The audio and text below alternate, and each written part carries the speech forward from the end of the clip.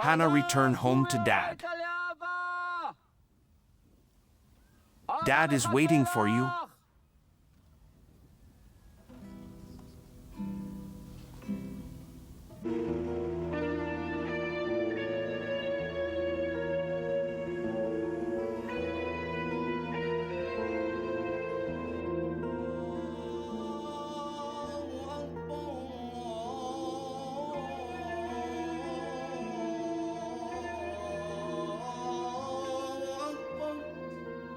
Less than 10 minutes from Beersheba to the nearby Bedouin village of Tel Sheva, Rabbi Yehuda Harel, who has made this journey frequently in recent years, prays that this will be his last drive to the village. In his car, he is driving Hannah, his third of 6 children. Shortly before that, he had picked her up from the Bedouin village of Tel Sheva with her children to visit her mother's and father's house in Beersheba.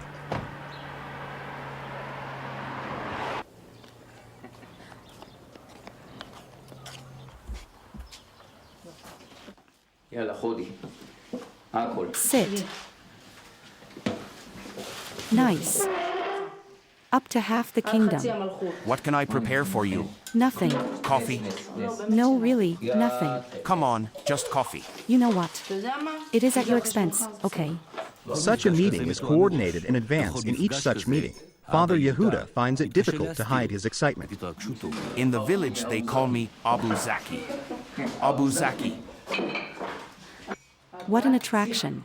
Yes, it's an attraction. They also have beards there. Why are they so excited about my beard? You have a different beard.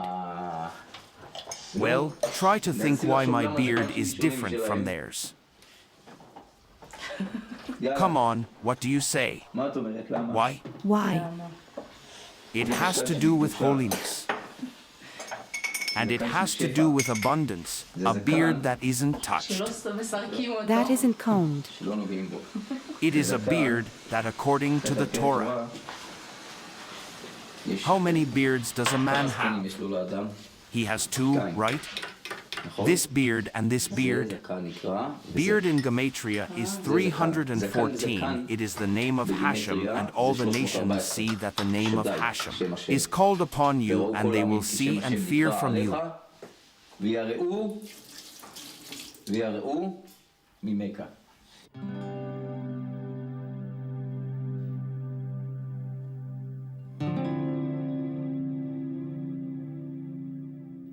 At the age of 15, Hannah was still studying at an ultra-Orthodox girls' high school in Beersheba, praying every morning and demonstrating social leadership skills until she met Ibrahim, a Bedouin in Tel Sheva, who was working on renovations near her home. I went out with a girlfriend. She used to hang out with them, but we weren't going to go hang out with them at all. It wasn't on the agenda, but then when we went out, she said she wanted to say hello to a friend.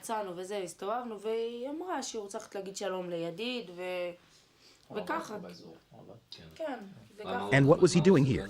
Working in renovations. And that's how we met and started to be in touch.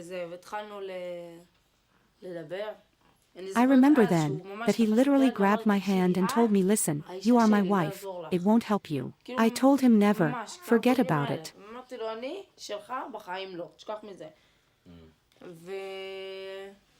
And then we started going out and hanging out together. When it became known at school, the high school principal didn't leave many choices for Hannah. The road to the street was quick. The principal found me near the store. She took off my school uniform in front of people. What uniform? The uniform dress code of school, a button-down shirt.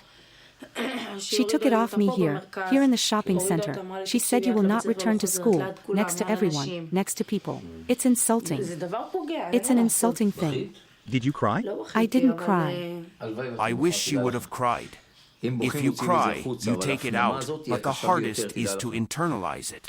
The interesting part is that you are an ultra-Orthodox father, but you do not sit Shiva on your daughter.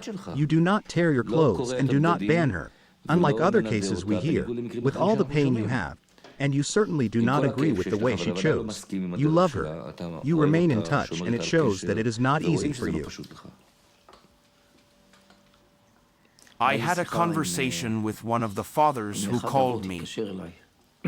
Yesterday, one of the fathers told me and started crying. Says, "Listen, I'm jealous of you. I think I made a mistake in my way. I kicked her out of the house, ripped my clothes, sat Shiva. And she is there for 8 years already. I don't think my way is correct. I have no connection to her at all. I don't even know where she is. I don't think it is the correct way. If there is a chance she comes back, it will be with this method." He asked me how can I fix this and go back. And of course, I get a lot of phone calls commending this method. Why did you decide to go specifically this way? We have been taught that a small amount of light expels much of the darkness. So why not give light? To give strength to that Jewish soul, and it doesn't matter where it is, there is a Jewish soul inside. What do you say? We'll disconnect like that for about 5 years. Want to try? Are you able to? No. Me neither. I mean, does it give anything? I never asked you about it. Of course it does. How is your relationship with him all in all? He loves me very much. I feel it. He loves me very much on the one hand. On the other hand, he knows I pose a very, very big, very great danger to him. He knows. I can see it on his face. Every time I visit. He either tries to run or he lingers. It's either running away as if not wanting to see that he's arrived, or not leaving us alone for 1 second. So it seems that he is afraid. Yes. For example, he prefers that either I come here to my parents or he comes to them, but never together. He is really afraid. But what does he have to fear? He knows how attached I am to my father. He knows that my father is very significant in my life. It is impossible to explain how much. But he knows your father. He respects him. So what does he have to fear? Because maybe he is afraid you will return home. Maybe so. Ibrahim is not offered to marry now, it is a custom, but he has now deviated from the ancient Muslim custom to marry inside the family. He says I am worth more than 4 wives. He is not willing to marry any other women. What did he say? That I am more than 4 wives, also in the money I spend and mess I make. It's impossible. You can have only 1 Moroccan woman. It's like 10 women in a house. And if one day he tells you that he wants to marry another Bedouin woman? 1 more women in the house? There's no such thing. That's bye-bye.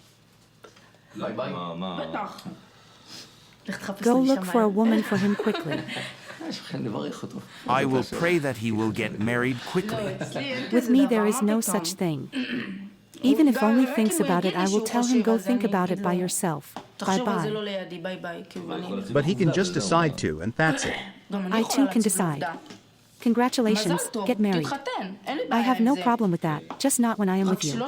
Just to make sure, nobody is hitting, bullying, or abusing you? No, not at all.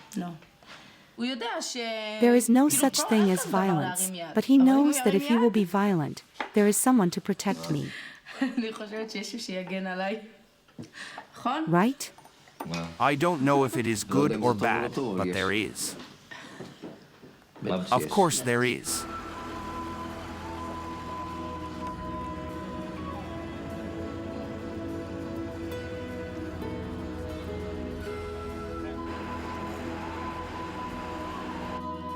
What do you do in the day-to-day? I take care of the kids, the house, his father. You don't work. No.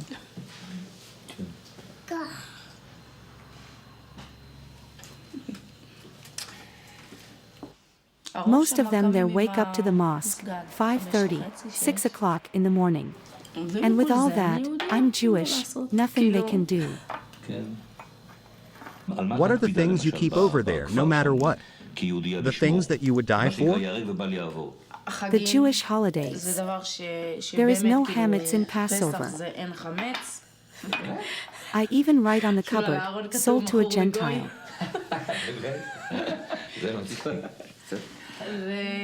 Yom Kippur I fast, no matter what. I also have the siddur.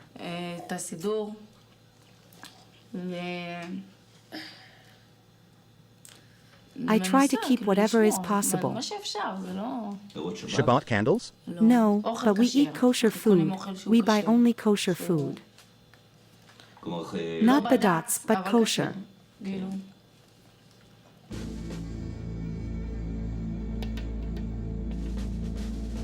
The security camera in Rabbi Har El's home is a silent testimony to the struggle that took place in the house over the return of his daughter home. A grenade was thrown at his house. His car caught fire. Har El himself was under investigation, all in order to sever the inappropriate relationship as far as he was concerned. At first you fought, right? Yes, in the beginning I fought a lot. He suffered from me a lot. Very much. Only what you are allowed to say.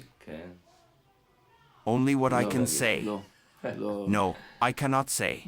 I cannot say that, but I can say that he suffered. Maybe you'll interview him later and he'll tell you how many dangers he endured in life and survived.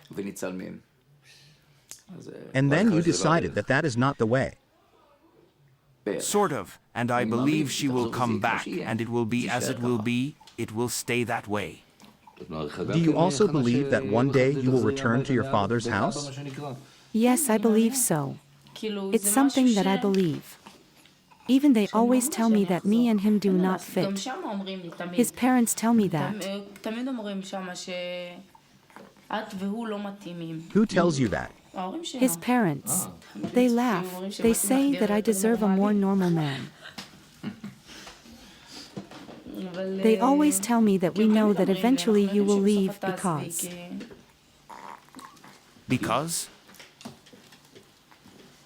I don't know, because that's how they feel. They will be heartbroken if you leave. Very much, very much. But less than how heartbroken we were. Obviously.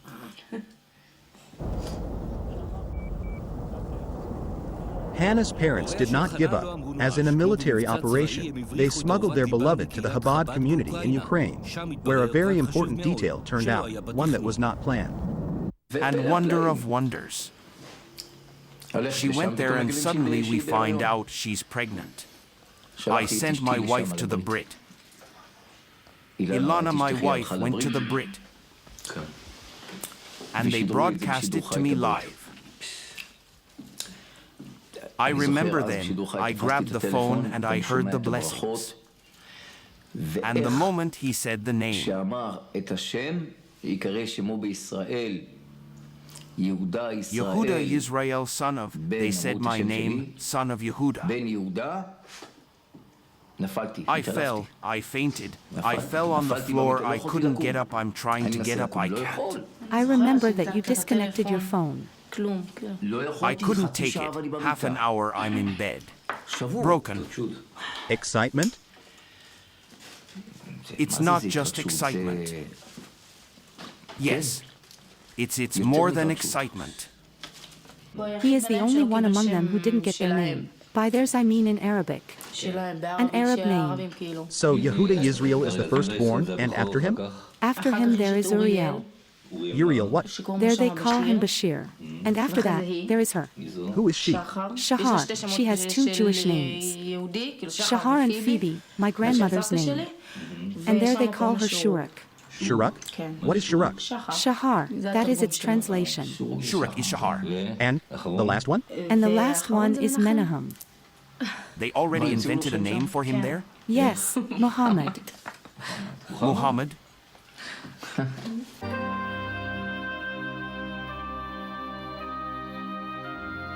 Menachem Muhammad's Brit took place in the synagogue in the settlement Omer, located near Tel Sheva.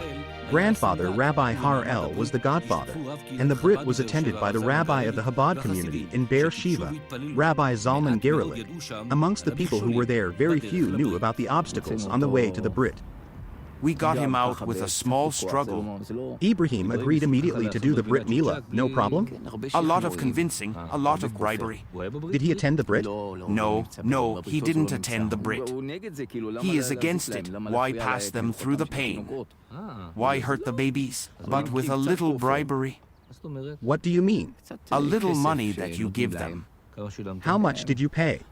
Around 4,000 shekels ransom, simply ransom. You gave him money to let you do a Brit to your grandchild? Yes, I told him, this is a present I give to you. This is customary for the Jews to give a present. Let him feel like it's a present, not ransom, but it is ransom. They are tempted. He is tempted, money tempts them. Only you arrived. To the Brit? Yes.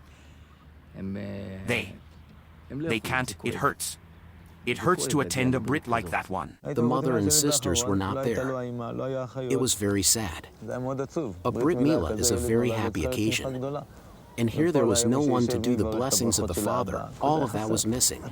Everything is clear to her that she has to get out of there, that is not her place. But something here, something that is stronger than her does not allow her to get up and leave. And it's not just her, it's all the girls. The moment they get in there, it's very hard for them to get out of there. This is Hannah's room. This is Hannah's room. What do you remember about the room here, Hannah? She used to do lessons here with her violin. I remember very well. Lessons on what? Violin. She plays on all kinds of instruments, violin, piano. Hey, I found a shekel. Money hideouts. The room is small.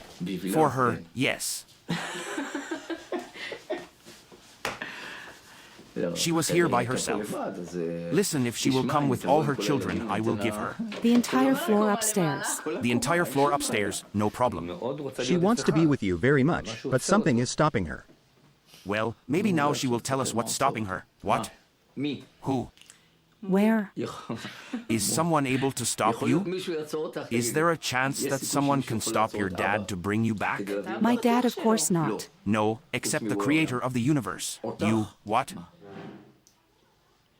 I don't know. Someone. No. Something yes, someone no. Maybe she is afraid he would do something to her. That is understandable. No. He may murder you, God forbid.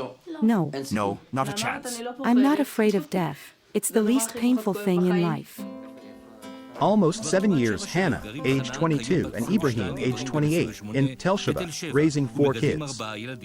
Many rabbis tried to motivate Hannah and explain to her that this relationship does damage, also to her and also to her friend, the Arab. Did the rabbi personally meet Hannah? Yes, I have met her.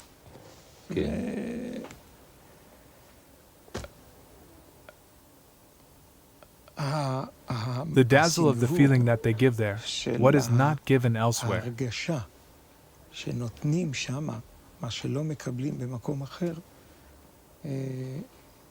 I wasn't able to influence. Were you frustrated by not being able to influence? Of course. The thing itself is frustrating, not because I was not successful. I'm not. Who am I? The moment I arrive at the village, the first thing that happens is this, right? Like this. On the head. Of course, she is my daughter. Not far from neighborhood 36 in Tel Shiva lives Rina, who gave birth to 2 children from a Bedouin, who is originally from the village. I met him through my friends and got to know him. He gave me love and affection that was absent in my house. He lives in an Arab village? Where does he live? He lives in Tel Shiva. He is a Bedouin, and during that time I was only 14 years old. 14? 14. I met him. I finally found the person who gave me warmth and love. I never had a boyfriend before him. He was the first guy I met. He gave me warmth and love. And I didn't think about the consequences or what would be in the future. I was certain I fell in love with someone who loves me. I wanted to run away from home all the time, from the problems, from the fights. What would you like to say to Hannah, who is right now in Tel Shiva? I would really suggest to her to open her eyes well and see the things. Even if it is difficult right now to see the things, she should try to see them. She should wake up and try to see it, the pain of her parents. Like for me, it is already too late. I hurt my father and now he already passed away. And I tell myself today that it is too bad that I cannot reverse time and give my father the pride of seeing me get out of this way of life.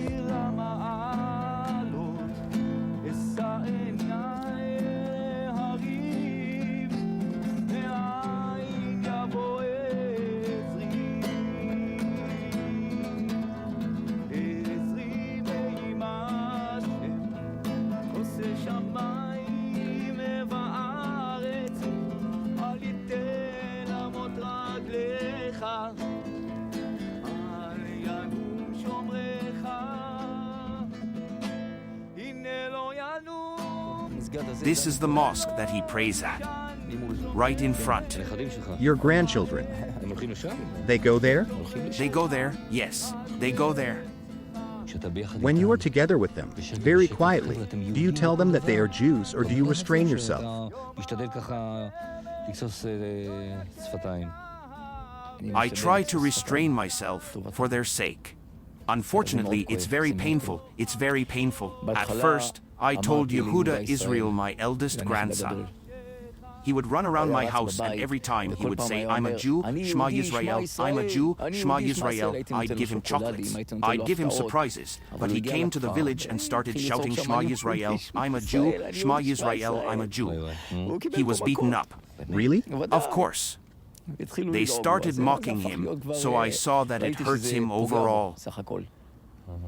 One day he will shout out loud in the streets, Shema Yisrael, I am a Jew. To be honest, in my wildest imagination, he converts and we live happily forever. That is in the wildest imagination there is. That he will be willing to convert. Right. He doesn't want to convert? No, not a chance. Why not? All in all, it can benefit him. But it can benefit him. Just like I'm not willing to convert to Islam. It's something you can't give up easily.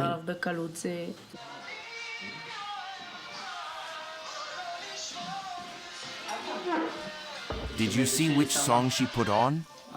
The song Dad. Are you in touch with your friends from school? No. At one point, the principal of the school asked that no one remain in contact with me and anyone who will be in contact with me will be expelled from the school. So it's a kind of feeling that if you don't want me, then goodbye. There is someone who does want me, so I don't need you.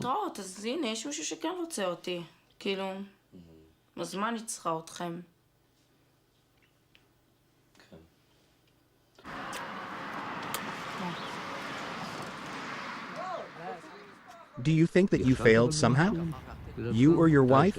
Now that I have gathered experience and I gathered knowledge in all of this, it could be that yes, there is a place where I have failed. Now in hindsight, I would leave everything I have. I would take my Hannah. Anyone from the family who wants to join is welcome and just leave to Switzerland or some other place.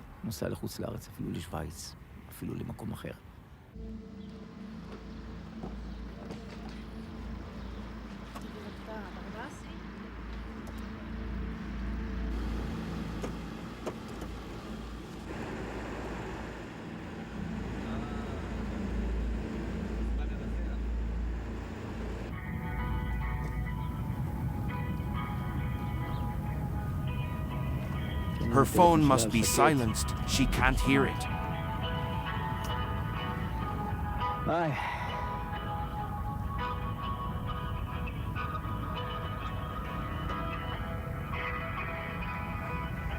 She is their princess here. It's unbelievable how much strength she has. She has a huge amount of strength. She can run their entire village.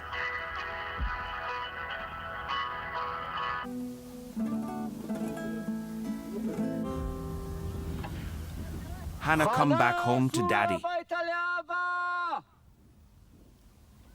Your dad is waiting for you.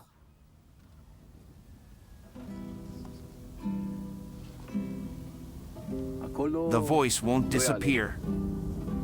Can she hear? Of course. It may arrive after an hour, but she still hears it.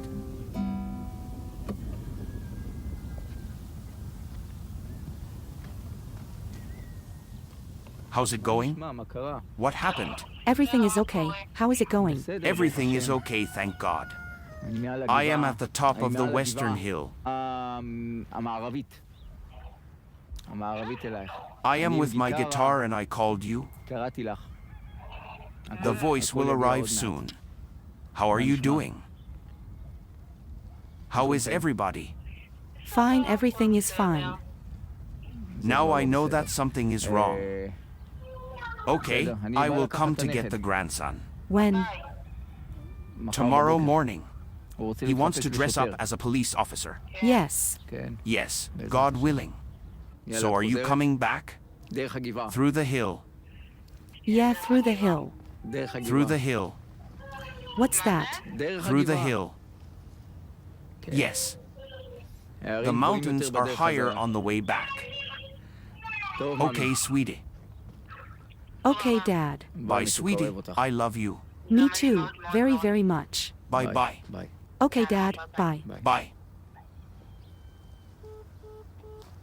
Okay.